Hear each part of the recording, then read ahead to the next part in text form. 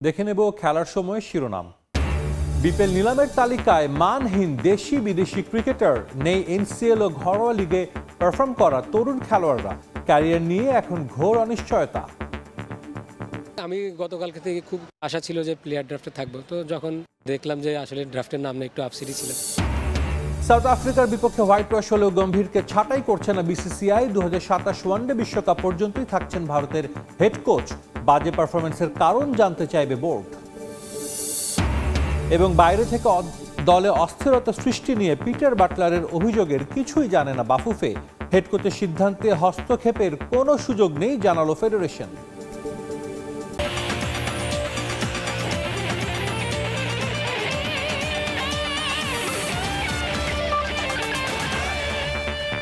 চট্টগ্রামে প্রথম টি-20 ম্যাচ হারলেও তাতে ভয়ের কিছু দেখছেন না তাওহিদ হৃদয়। দল ভালো অবস্থায় আছে বলে ম্যাচ শেষে সংবাদ সম্মেলনে জানান তিনি। ড্রেসিং রুমে কোনো অস্থিরতা নেই। দলে বিভিন্ন পজিশনে পরীক্ষা নিরীক্ষার কারণেই ফলাফল এমন হয়েছে বলে মনে করেন হৃদয়। তবে খারাপ সময় পেছনে ফেলে দ্রুতই জয়ে ফিরবে টাইগাররা, আশা তার। আরও জানাচ্ছেন সাব্বির মিথুন। ঘরের মাঠে টানা 4 ম্যাচ হার, বিশ্বকাপের যখন বাকি কয়েকটা দিন, তখন এমন ধরনের পারফরমেন্স আসলেই চিন্তায় ফেলবে টিম ম্যানেজমেন্টকে, চিন্তায় হয়তো ফেলবে ক্রিকেটারদেরকেও। তবে আজকে সংবাদ সম্মেলনে কিন্তু তাওহিদ হৃদয় এমন কিছুর সম্ভাবনা একেবারেই উড়িয়ে দিলেন। তার মতে দল আছে ভালো একটা শেপে। দল তো ওয়েল সেট, কারণ আপনি যদি দেখেন সব প্লেয়ার লাস্ট 1 বছর অনেকগুলো ম্যাচ খেলেছে, সবাই রোটেশন করে সবাই খেলছে, সবাই প্রিপেয়ার্ড। যদি অপরচুনিটি পায় অবশ্যই কাজে লাগাবে। দল আসলে কতটুকু ভালো ছন্দে আছে তার কিন্তু বড় দুটো উদাহরণ দেখা যায় এই শেষ 2 দিনে। অর্থাৎ ম্যাচের আগের সংবাদ সম্মেলনে লিটন কুমার দাসের যে একটা ক্ষোভ ছিলেন, সেই ক্ষোভ কিন্তু সে পুরোপুরি উগরে দিয়েছেন। এরপরে তার কাউন্টারে প্রধান নির্বাচক আবার বার্তা দিয়েছেন। সব মিলিয়ে ড্রেসিং রুমের অবস্থা যে ভালো নয় সেটা কিন্তু ম্যাচ পূর্ববর্তী সংবাদ সম্মেলনে বোঝা গিয়েছে। এরপরে বাংলাদেশের যখন এমন একটা হার, আয়ারল্যান্ডের বিপক্ষে 39 রানের ব্যবধানে পরাজয়, এবং দুই দলের সাক্ষাতে যা কিনা রানের হিসাবে সবচেয়ে বড়, এমন একটা ম্যাচের পরে দলের ড্রেসিং রুম কেমন আছে সে বিষয়ে কিন্তু আবারও প্রশ্ন ওঠাটাই স্বাভাবিক। টিমটা ভালো ছিল, এখনও ভালোই আছে। আমরা কখনো কেউ ভাবছি না যে টিম আমাদের ডাউন হয়ে গেছে। এটা টি-20 ফরম্যাটে আমরা তো টানা 4টা সিরিজ জিতেছি। 1টা 2টা সিরিজ বা 4টা 3টা ম্যাচ হতে পারে। টি-20 খেলাটা মোমেন্টামের খেলা। আমরা হারছি, আবার যখন দেখবেন যে নেক্সট ম্যাচ থেকে ইনশাল্লাহ যদি আমরা জেতা শুরু করি, তাহলে দেখবেন আবার কন্টিনিউ জিততে থাকবো ইনশাল্লাহ। আপনি আপনার জায়গা থেকে সমালোচনা করবেন, এটা তো স্বাভাবিক। এটা তো আমাদের হাতে কন্ট্রোল নেই। আপনারা যত ইচ্ছে সমালোচনা করবেন, এটা আপনাদের রাইট আছে এবং আপনারা করেন। এখান থেকেও পজিটিভ দিক হতে পারে, তো আপনাদের 2-1টা কথায় আমাদের তো অনেক কিছু চেঞ্জ হতে পারে। অবশ্যই এটা পজিটিভভাবে দেখছি এবং আমি রিকোয়েস্ট করছি যে আপনারা অবশ্যই যুক্তি দিয়ে সমালোচনা করবেন। সভাপতি বদল, কোচ বদল, এরপর অধিনায়ক বদল, এত সব রদ বদলের মাঝে বাংলাদেশ ক্রিকেট যে ঠিক নেই সেটা একেবারেই প্রত্যাশিত। তবে এসব কিছু থেকে মানিয়ে নিতে বাংলাদেশ ক্রিকেট দলের সামনে সময় একেবারেই অল্প। ক্রিকেট বোর্ডের বর্তমান চিন্তা বিপিএল হলেও টি-20 বিশ্বকাপে আরও একটা পরীক্ষা অপেক্ষা করছে টিম টাইগার্সের সামনে। চট্টগ্রাম থেকে সাব্বির মিথুন, সময় সংবাদ। অনলাইন টিকিটিংয়ের ব্যবস্থা করেও ঠেকানো যাচ্ছে না ক্রিকেট মাঠে কালোবাজারিদের দৌরাত্ম্য। ঢাকা থেকে একটা সংঘবদ্ধ চক্র ম্যাচের সময় বিভিন্ন ভেন্যুতে গিয়ে বেশি দামে বিক্রি করে এইসব টিকিট। প্রথম টি-20 দিনে আইনশৃঙ্খলা বাহিনীর হাতে গ্রেফতার হয় সে চক্রের 3 জন। বিসিবিকে এই বিষয়ে আরও তৎপর হওয়ার অনুরোধ দর্শকদের। অর্ডার অনলাইন দিয়ে পাইছি, আমার অনলাইন দিয়ে আমার বন্ধু বান্ধব দিয়ে নিয়ে উঠাইছি। কয়টা টিকিট উঠাইছেন? 8টা উঠাইছি। 8টা উঠাইছেন, সেল করছেন কয়টা? 2টা। আমরা 2-3 দিনও হয় নাই যে নামছি ভাই। মানে এই প্রত্যেকটা সিরিজে কি টিকিট? না প্রত্যেক সিরিজ। আয়ারল্যান্ড সিরিজে সব টিকিট অনলাইনে বিক্রি হচ্ছে, অর্থাৎ এখানে যে টিকিট বুথগুলো রয়েছে সেখানে এসে টিকিট কেনার কোনো সুযোগ নেই। তবে দর্শকদের জন্য একটা খুবই অস্বস্তির খবর হচ্ছে এই স্টেডিয়াম চত্বরে যেভাবে কালো বাজারিদের দৌরাত্ম্য। অর্থাৎ আমরা এখানে দুপুর নাগাদ এসে বেশ কিছু টিকিট ব্ল্যাকারকে দেখেছি যারা আসলে চড়া মূল্যে টিকিট বিক্রি করছেন। তারা কোথায় টিকিট পেয়েছে, কিভাবে তাদের কাছে টিকিট গিয়েছে, এই সব প্রশ্নের উত্তর নেই। তবে আইন শৃঙ্খলা বাহিনীর কারণে বেশ কিছু টিকিট ব্ল্যাকারকে ধরার ফুটেজ আমরা সময় সংবাদের ক্যামেরায় নিয়েছি এবং সেখানে দেখা যাচ্ছে যে প্রত্যেকটা ব্ল্যাকার ঢাকা থেকে এসে এখানে টিকিট বিক্রি করছে, যাদের আসলে উপার্জনের একমাত্র মাধ্যম হচ্ছে এই ধরনের ম্যাচ ডে, যেখানে এসে তারা এই টিকিট চড়া মূল্যে বিক্রি করে। এখানে আইন শৃঙ্খলা বাহিনী তৎপর থাকলেও আসলে তাদের অতটাও তৎপর দেখছি না যাতে আসলে এইসব ব্ল্যাকারদের শুরু থেকে থামানো যায়। এখানে গণমাধ্যম কর্মীদের সাহায্য নিয়ে বেশ কিছু ব্ল্যাকারকে উদ্ধার করা হয়েছে, তবে এসব ব্ল্যাকারদের দৌরাত্মের কারণে মানুষের ম্যাচ দেখার আগ্রহ কমছে, মানুষের স্টেডিয়ামে আসার সংখ্যাটাও কমে যাচ্ছে। চট্টগ্রামে এর আগেও কালোবাজারিদের দৌরাত্ম্য কম ছিল না। আয়ারল্যান্ড সিরিজেও একই চিত্র।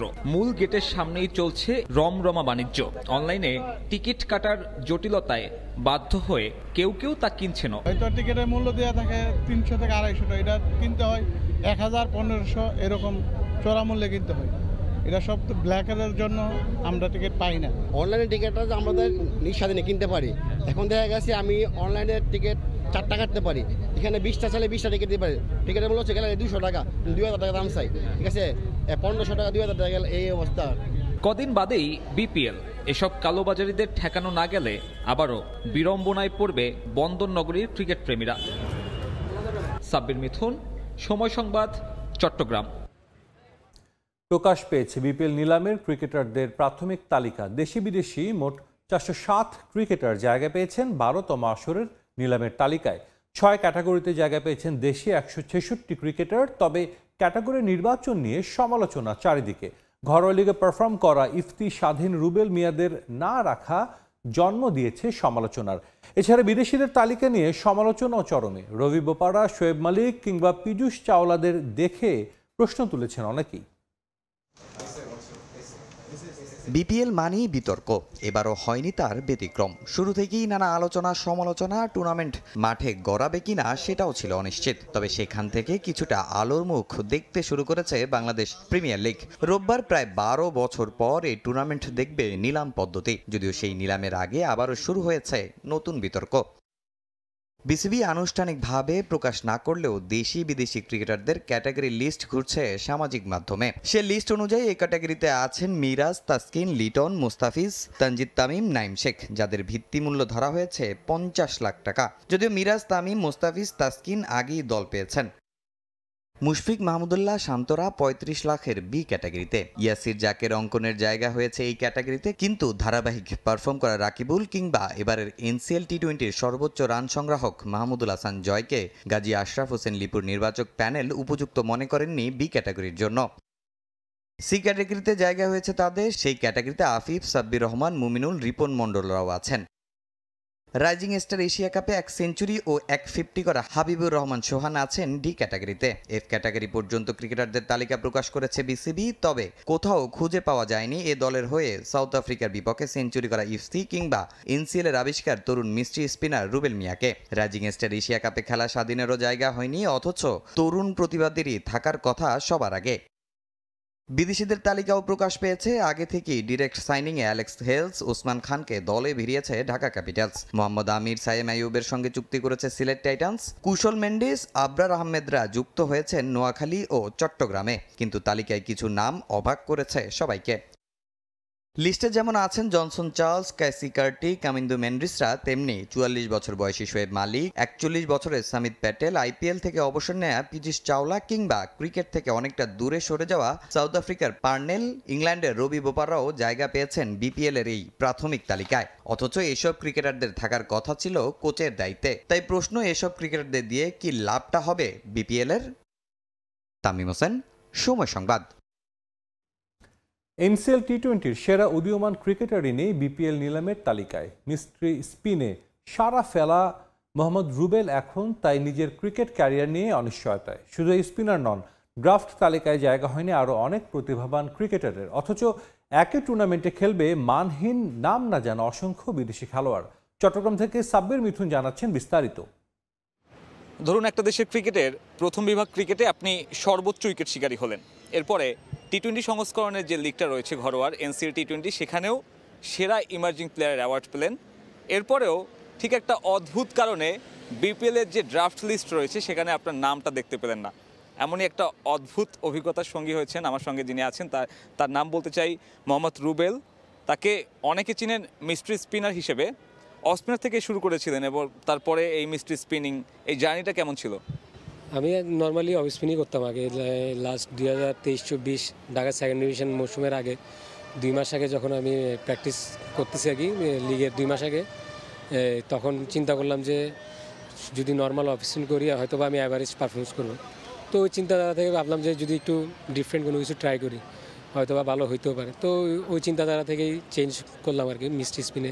আজকে কি সারাদিন আসলে একটা অপেক্ষার মতন কিছু ছিল যে বিপিএল এর ড্রাফট তারিখ আজকে দিবে আগে থেকেই হয়তো, কারণ আমাদের তো বিপিএল এর নির্দিষ্ট কোনো দিন তারিখ নেই, তালিকাটা কি নিজে থেকে একটা একটা কিউরিওসিটি ছিল কিনা? হ্যাঁ, আমি গতকালকে থেকে খুব আশা ছিল যে প্লেয়ার ড্রাফটে থাকবো, তো যখন দেখলাম যে আসলে ড্রাফটের নাম নিয়ে একটু আপসেটই ছিলাম। আপনি বললেন হতাশ হয়েছেন, হতাশা বাদ দেন, অবাক হওয়ার একটা বিষয় থাকে না, আপনি তো জানেন 2025 সালে আপনি কি করেছেন। আসলে আর তো কিছু করার থাকে না, আমার যতটুকু আমি অ্যাজ এ প্লেয়ার হিসেবে আমার কাজ হয়েছে পারফর্ম করা, তো আমি যতটুকু আল্লাহ সহায় ছিল, তো আমার যতটুকু চেষ্টা ছিল পারফর্ম করার আমি অতটুকু করছি, বাকিটা আল্লাহ দিছে। আরও অনেকেই নাই, আপনি 2-1 নামও জানেন। সো এই বিষয়গুলো কি আপনার মনে হয় যে যারা ড্রাফট লিস্টটা করে তারা আরেকটু ভালো স্কাউটিং বা আরেকটু জানতে পারলে হয়তো এরকম অনেক লোকাল ক্রিকেটার বাদ পড়ে যাচ্ছে, ড্রাফটেই উঠতে পারতেছে না, এটা আসলে একটু হতাশাজনক কিনা? হ্যাঁ, এটা তো অবশ্যই হতাশাজনক। আরও কিছু ভালো ভালো প্লেয়ার যারা এই বছর NCL T20 ভালো খেলছে, তারপরে NCL-এ ভালো খেলতেছে, এরকম কিছু প্লেয়ার আছে যাদেরকে, যেমন আমিও ইনক্লুডেড একসাথে, তো আমাদেরকে যদি বোর্ড একটু হইতো তাহলে অবশ্যই রাখা উচিত। T20 ফরম্যাটে বিশ্বজুড়ে আমি যদি বলি একটা মিস্ট্রি স্পিনাররা যারা একটু আনঅর্থোডক্স বল করে তাদের যে ডিমান্ড, আমরা দেখি সুনীল নারায়ণকে দেখি, ইন্ডিয়াতেও প্রচুর চাহিদা, আমরা ফ্যানরাও আসলে অনেক কথা বলি যে মিস্ট্রি স্পিনার কেন আসে না, সেখান থেকে আপনি এ ধরনের একটা পারফরমেন্স একটা সিজন কাটালেন, তারপরে হচ্ছে যখন ড্রাফট লিস্টে না থাকে তখন আসলে আলটিমেটলি ক্যারিয়ারের পরের গোলটা কি হয়, এখন আসলে আপনার ভাবনাটা কি যদি বিপিএলটা না খেলতে পারেন? না খেলতে পারলে সমস্যা নেই, আল্লাহ হয়তো বা কবে আরও ভালো কিছু রাখবে। তো আমার যদি বিপিএল নাও হয় ইনশাল্লাহ টার্গেট থাকবে ঢাকা প্রিমিয়ার লিগে ভালো কিছু করে আবার ওনাদের যদি সুনজরে আসে। আলিসাল ইসলাম খুব একটা সাড়া ফেললেন, আপনার কি মনে করেন BPL is the correct platform for you to get some highlight? অবশ্যই আমি তো অবশ্যই মনে করি আমার জন্য অনেক বড় অপরচুনিটি হবে যদি আমি বিপিএলটা খেলতে পারি, আমি সর্বোচ্চ চেষ্টা করব।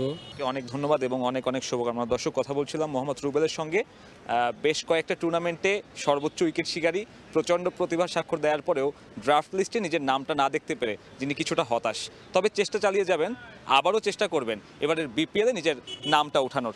চট্টগ্রাম থেকে সাব্বির মিথুন, সময় সংবাদ। আবারও স্বাগত খেলার সময়। নারী ফুটবল দলের কোচ পিটার বাটলারের অভিযোগ নিয়ে কিছুই জানে না বাফুফে। দল নির্বাচন নিয়ে হেড কোচের সিদ্ধান্তে কোনো হস্তক্ষেপের সুযোগ নেই বলে জানিয়েছেন বাফুফের সহ সভাপতি ফাহাদ করিম। এছাড়া ছেলেদের কোচ হিসেবে পিটার বাটলারকে নিয়ে কোনো আলোচনা হয়নি বলেও জানান তিনি। Try and help Bangladesh football, unlike some people. Tri-nation সিরিজে মালয়েশিয়ার বিপক্ষে হারের পর ষড়যন্ত্রের কথা প্রকাশ্যে জানান নারী ফুটবল দলের কোচ, যেখানে পিটার বাটলারের সন্দেহের তীর দলের বাইরে থাকা বেশ কিছু ফুটবলারের দিকে। যদিও এই বিষয়ে এখন পর্যন্ত আনুষ্ঠানিকভাবে বাফুফেকে কিছুই জানাননি এই ইংলিশ কোচ। অভিযোগ পেলে ব্যবস্থা নেওয়ার আশ্বাস বাফুফে সহসভাপতির। টিপিক্যালি যখন রেজাল্ট মন মতো না হয় তখন টেকনিক্যাল স্টাফদের স্টেটমেন্টগুলিও কিন্তু ভিন্নভাবে আসে। সো আমি ধরে নিচ্ছি এটা ওনার পার্সোনাল একটা ওপিনিয়ন। যদি এরকম আসলে কোনো কিছু হয়ে থাকে ডেফিনেটলি আমি জানি যে he knows home to talk to. আমাদের সভাপতি ওমেন উইংয়ের সম্মানিত চেয়ারম্যান এবং আমার সাথেও উনি সরাসরি কথা বলতেই পারেন অফকোর্স, এবং ওনারা যদি আমাদেরকে জিনিসটা অফিসিয়ালি হোক কিংবা আনঅফিসিয়ালি হোক অ্যাড্রেস করে অবশ্যই সেটা আমরা দেখব। বাংলাদেশ নারী ফুটবল দলকে সর্বোচ্চ সফলতা এনে দিয়েছেন পিটার বাটলার, তবে মালয়েশিয়ার বিপক্ষে হারের পর ভোল পাল্টে যায় বাফুফের। কোচের কৌশলকে কাঠ গড়ায় তুলেছেন খোদ বাফুফের নারী উইং চেয়ারম্যান। তবে বাফুফের সহসভাপতির দাবি, এশিয়ান কাপের আগ পর্যন্ত কোচকে পূর্ণ স্বাধীনতা দিয়েছে ফেডারেশন। প্লেয়ার সিলেকশন, কাকে বেস্ট ইলেভেনে খেলাবে, কাকে ক্যাম্পে ডাকবে, কাকে ক্যাম্পে ডাকবে না, ইটস অ্যাবসলিউটলি হেড কোচের কল। এই ব্যাপারে আমরা কোনো রকম ইন্টারফেয়ারেন্স করি না। মাঠে কি স্ট্র্যাটেজি নিয়ে কাজ করবে, মাঠের ট্যাকটিক্স, মাঠের টেকনিক, সেটা অ্যাবসলিউটলি হেড কোচের উপরে এবং ওনাদের পুরো ফ্রিডম আছে, and that goes for both man and women. So সে ব্যাপারে ডেফিনেটলি আমাদের কোনো ইন্টারফারেন্স হবে না। বাট ডেফিনেটলি ওপিনিয়ন থাকবে। এশিয়ান কাপের আগে নারী লীগ আয়োজন করতে চায় বাফুফে। ডিসেম্বরে 11 দল নিয়ে লীগ আয়োজনের পরিকল্পনা ফেডারেশনের। এবছর লীগ হবে 11টি দল, ন্যূনতম 11টি দল দিয়ে হবে এবং একটি রাউন্ড হবে। সো আমাদের কারেন্ট যে টেন্টেটিভ ফিক্সচার আমরা দেখছি ওটা আমরা মনে হয় 19-20 ডিসেম্বরের দিকে একটা প্ল্যান আছে শুরু করার, বা থার্ড উইকে ফর শিওর। এদিকে মার্চে শেষ হচ্ছে জাতীয় দলের হেড কোচ কাবরেরার চুক্তি। গুঞ্জন আছে তার জায়গায় দায়িত্বে আসবেন পিটার বাটলার, তবে সেই গুঞ্জন উড়িয়ে দিয়েছেন বাফুফে সহসভাপতি। আমার কানে কখনো আমি শুনিনি এই ধরনের কোনো আলাপ হয়েছে। সো আমার মনে হয় এটা একটা সামাজিক মাধ্যমের একটা গুঞ্জনই বলতে পারেন আপনি। রিফাতুল ইসলাম মিরন, সময় সংবাদ, ঢাকা। এফসি অনূর্ধ্ব-17 এশিয়ান কাপ ফুটবলের বাছাইয়ে নিজেদের চতুর্থ ম্যাচে বাহরাইনের মুখোমুখি হবে বাংলাদেশ। এ ম্যাচ জিতলে মূল পর্বের পথে আরও এক ধাপ এগিয়ে যাবে গোলাম রব্বানী ছোটনের দল। শক্তিশালী প্রতিপক্ষের বিপক্ষে নিজেদের সেরাটা দিতে প্রস্তুত যুবারা। চীনের ইয়াংচুয়ান স্পোর্টস সেন্টারে ম্যাচ শুরু হবে বেলা 1টায়।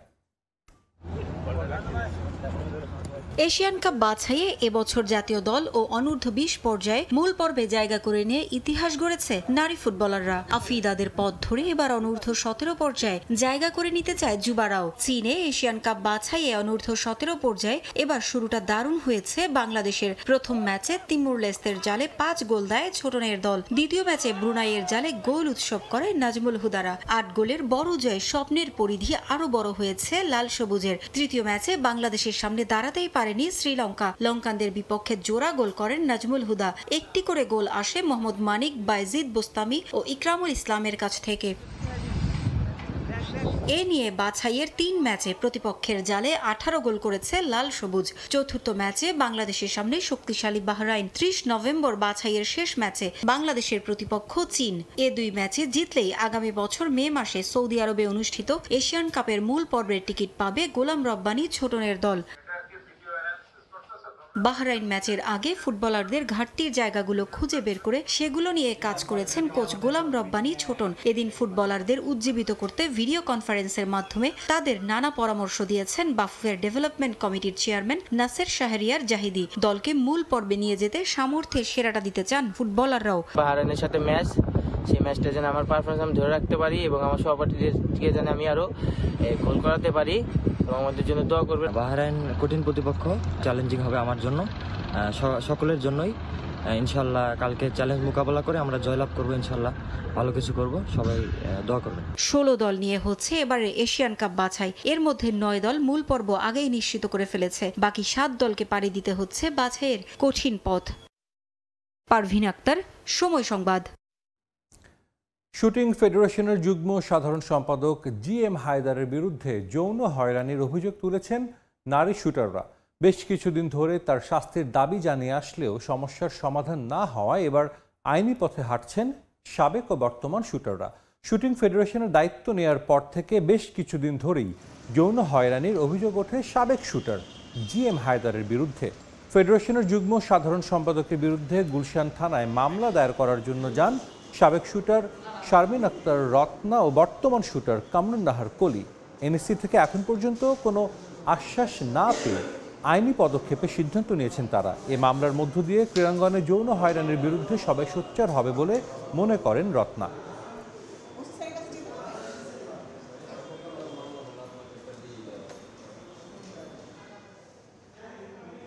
দৃষ্টান্তমূলক শাস্তি হলে এই যে ইস্যুটা নিয়ে আমরা আজ কথা বলছি, আমাদের নারীদের নিরাপত্তাজনিত বা যৌন হয়রানি বিষয়ে যে কথাগুলো বলছি আমরা, খেলাধুলাতে তো এই জিনিসটা থাকা উচিত না, এটার একটা শক্ত প্রতিকার হওয়া উচিত।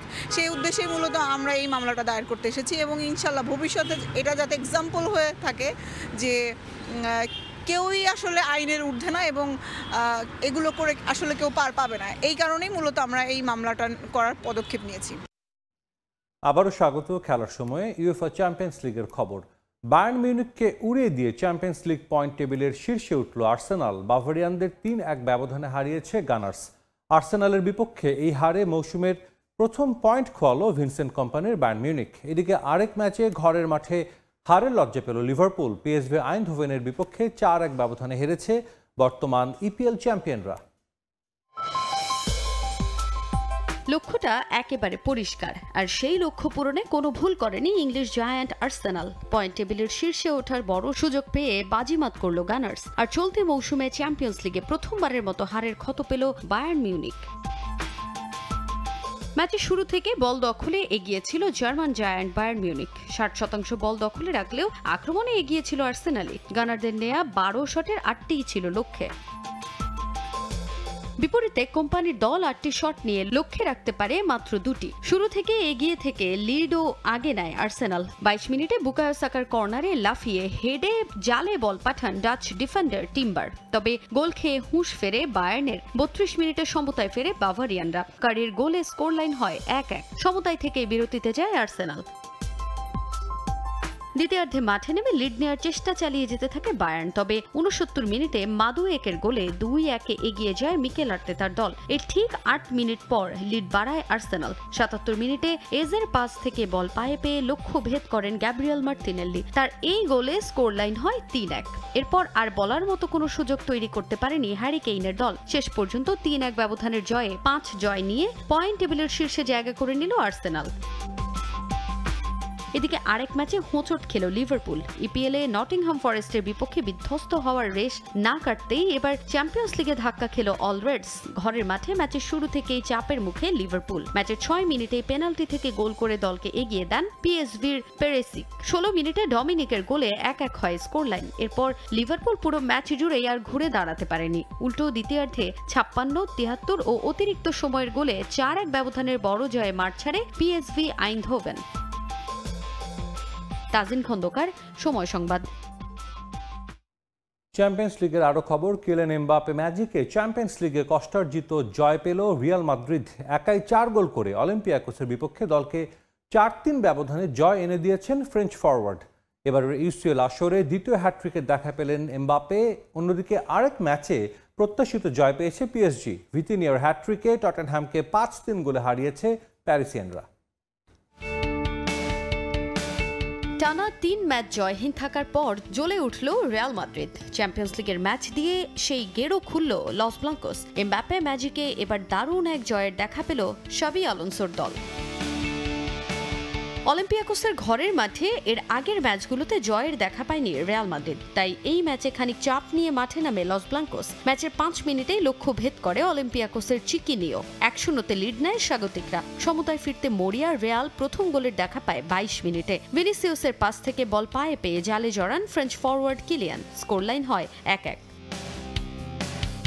কিলিয়ানের প্রথম গোলের 7 মিনিটের মধ্যে অলিম্পিয়াকোসের রক্ষণে ঝড় তোলেন ফরাসি তারকা। ম্যাচের 24 মিনিটে আর্দা গুলারের ক্রসে হেডে দলকে 2-1 এগিয়ে দেন এমবাপ্পে। 4 মিনিট পর আবারও আক্রমণের রিয়াল। গোলদাতা সেই একজনই। কামাভিঙ্গার পাস থেকে এবার কোনাকুনি শটে হ্যাটট্রিক পূরণ করেন কিলিয়ান। 3-1 এগিয়ে থেকে বিরতিতে যায় মাদ্রিদের দলটা।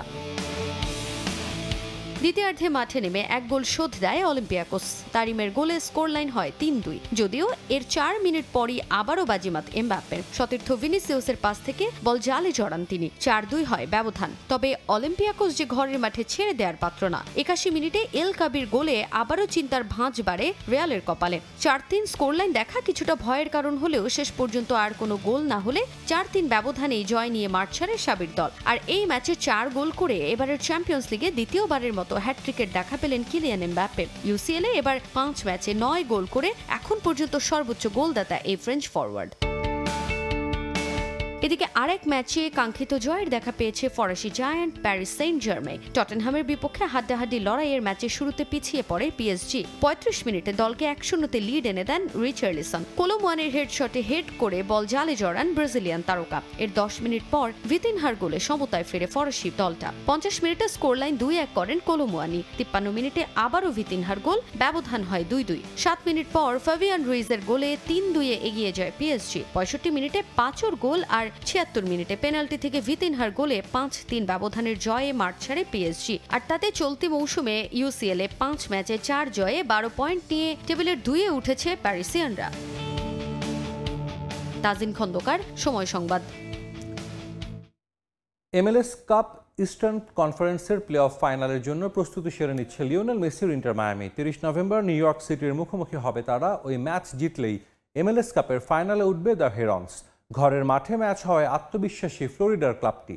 অবসরের আগে মায়ামি জার্সিতে শিরোপা জিততে মরিয়া Spanish left back জর্ডি Alva.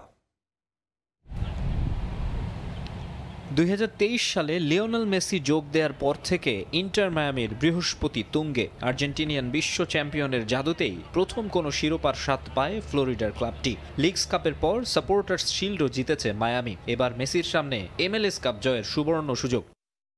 MLS কাপের ফার্স্ট রাউন্ডে ন্যাশভিলের বাধা টপকে সেমিফাইনালের টিকিট কাটে ইন্টার মায়ামি। ইস্টার্ন কনফারেন্স সেমিফাইনালে সিনসিনাটিকে 4-0 গোলে উড়িয়ে উঠেছে প্লে অফ ফাইনালে। ঘরের মাঠে দ্য হেরন্সের প্রতিপক্ষ নিউ ইয়র্ক সিটি। সে ম্যাচে জিতলেই MLS কাপ ফাইনাল নিশ্চিত হবে মেসিদের। 30 নভেম্বরের বিগ ম্যাচ সামনে রেখে প্রস্তুতি সেরে নিচ্ছে মাসচেরানোর দল।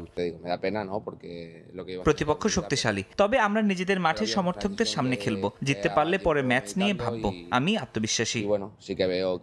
প্রায় 2 দশকের ক্যারিয়ারের ইতি টানার আগে শেষবারের মতো ট্রফি উঁচিয়ে ধরার স্বপ্ন জর্দি আলবার।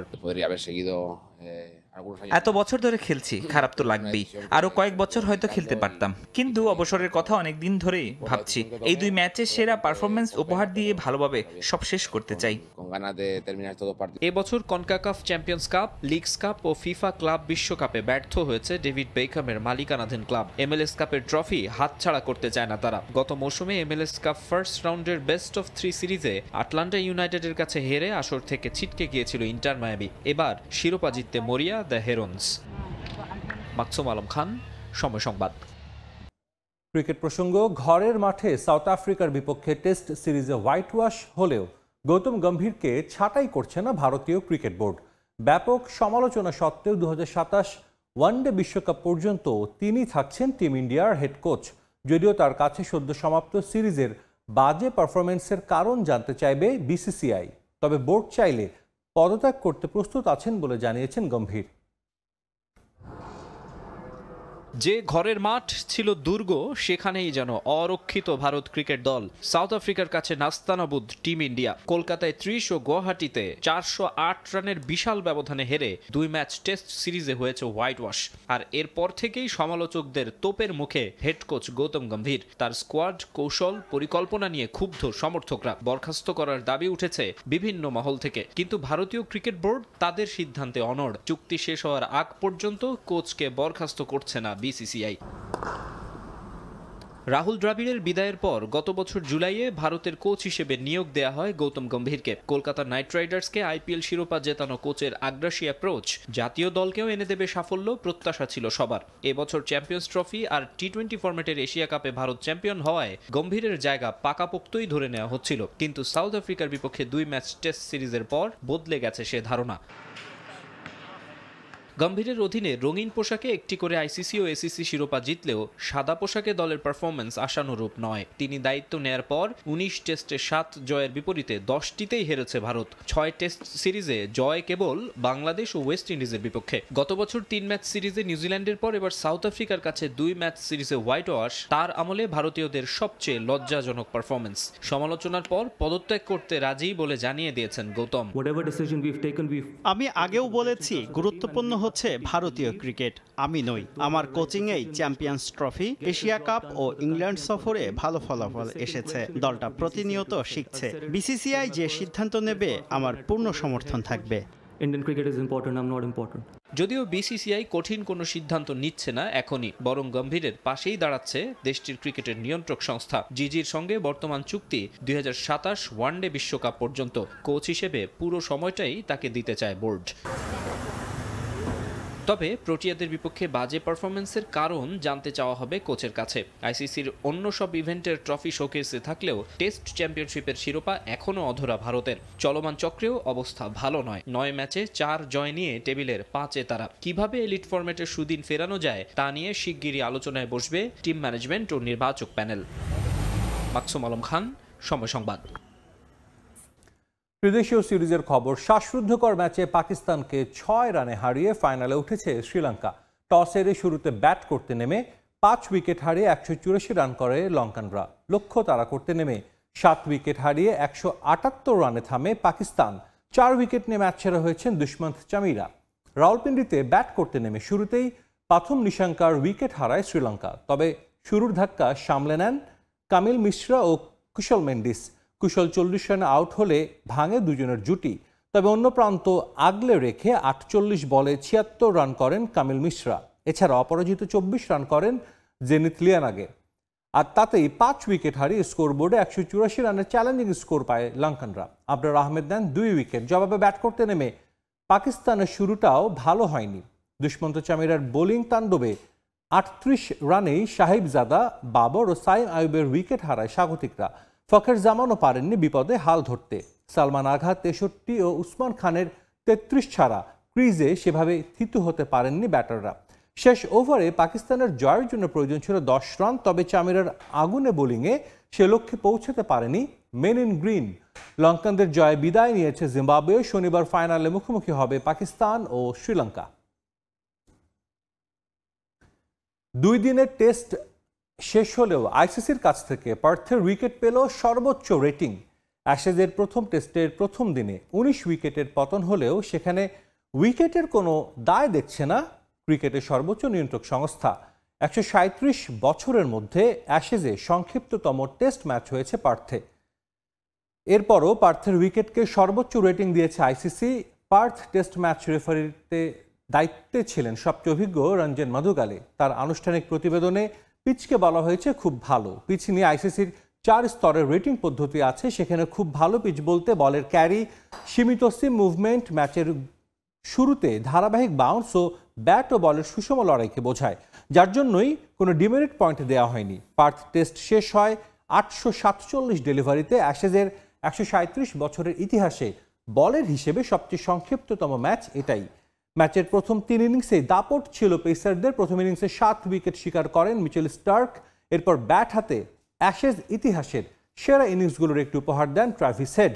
তার 83 বলে 123 রানের ইনিংসে 28.2 ওভারে জিতে যায় অস্ট্রেলিয়া। সময়ে আবারও নেইমার ভক্তদের জন্য দুঃসংবাদ। ইনজুরির কারণে লম্বা সময়ের জন্য ছিটকে গেলেন সান্তোস তারকা। ব্রাজিলিয়ান গণমাধ্যমের সূত্র মতে চলতি বছর আর মাঠে ফেরার সম্ভাবনা নেই তার, যার মানে হচ্ছে সান্তোসের হয়ে শেষ ম্যাচ খেলে ফেলেছেন তিনি। এছাড়াও নেইমারের এই চোট তাকে বিশ্বকাপ স্কোয়াড থেকেও ছিটকে দিতে পারে বলে শঙ্কা প্রকাশ করেছেন অনেকেই। বিশ্বকাপের আগে যখন শেষ মুহূর্তের প্রস্তুতি নিয়ে ব্যস্ত দলগুলো, তখন বড় দুঃসংবাদ হয়ে এলো নেইমারের ইনজুরি। সান্তোস তারকা এ নিয়ে চলতি বছরে 4র্থবারের মতো শিকার হলেন ইনজুরির, যা তাকে আবারও ছিটকে দিয়েছে লম্বা সময়ের জন্য। ফলে বড়সড় শঙ্কা এখন নেইমারকে ঘিরে, কারণ বিশ্বকাপের আগে অ্যানচেলোত্তির ফুটবলার অ্যাসেসমেন্ট পিরিয়ডের মধ্যে তার মাঠে ফেরার সম্ভাবনা কম।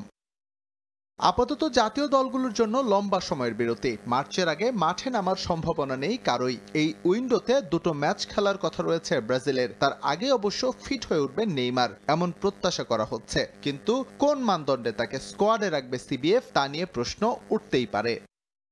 ব্রাজিল গণমাধ্যমে খবর, নেইমারের এবারের চোট হাঁটুর মিনিসকাসে, যা সারতে সময় লাগবে কমপক্ষে 1 মাস। সেটা সেরে উঠলেও যে নেইমারকে লম্বা সময়ের জন্য পাওয়া যাবে তার নিশ্চয়তা নেই, কারণ সম্প্রতি এতটাই ইনজুরি প্রবণ হয়ে উঠেছেন তিনি যে অধিকাংশ সময় নেইমারের কাটছে মাঠের বাইরে।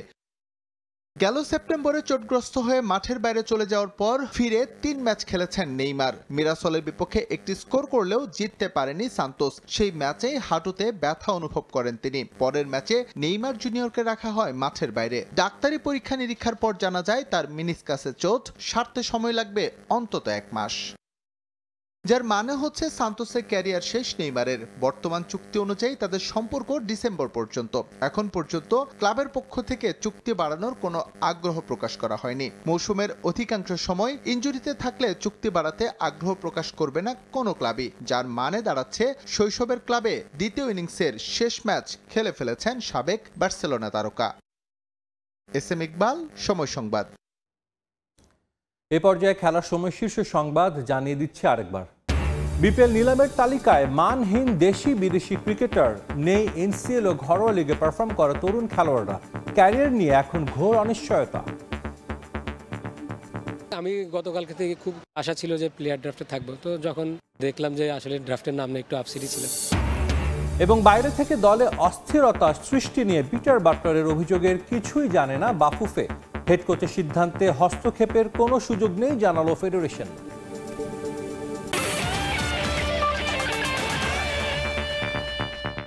এই ছিল খেলার সময়। প্রবাসী সময়ের সঙ্গে থাকবেন শবনম নিবিড়। ধন্যবাদ আপনাকে। প্রবাসের সময় নিয়ে আসছে কিছুক্ষণ পরই, সঙ্গেই থাকুন সময়ের।